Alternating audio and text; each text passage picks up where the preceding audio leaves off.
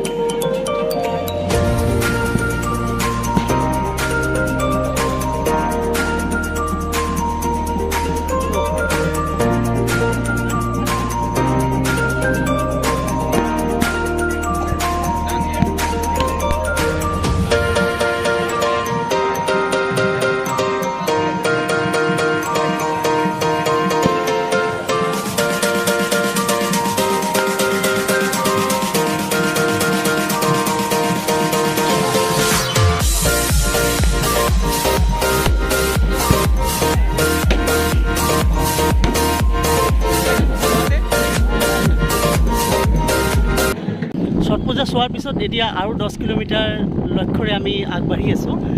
তো মই আপোনালোকক কৈছিলোঁ যে ৰাতিপুৱা উঠাৰ কেইটামান কাৰণ আছে। তো ৰাতিপুৱা মেইনলি কি ৰাতিপুৱা প্ৰকৃতিয়ে যিটো মটিভেশ্যন দিয়ে সেইটো চাগে ক'তো পোৱা নাযায়।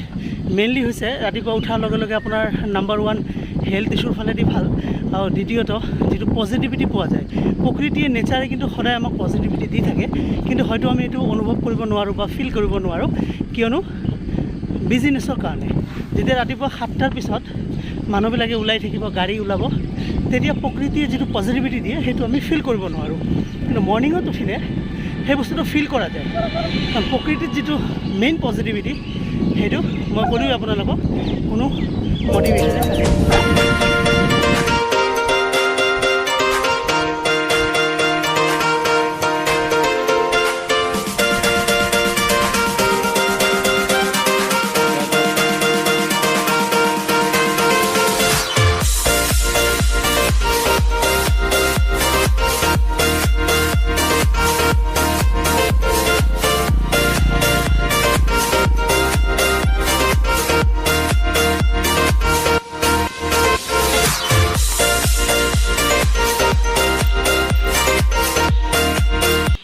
এটলিষ্ট আজিৰ দিনটো সূৰ্য দেৱতাক ধন্যবাদ জনাবই লাগিব, কিয়নো সূৰ্য বা চানৰ পৰা এই গোটেই পৃথিৱীখন কিন্তু চলি আছে। আপুনি চ'লাৰ এনাৰ্জিৰ পৰা আৰম্ভ কৰি পৃথিৱীৰ উদ্ভিদে যি খাদ্য প্ৰস্তুত কৰে বা যিমান শক্তি আমি পাওঁ গোটেইখিনি কিন্তু সূৰ্যৰ পৰাই পাওঁ।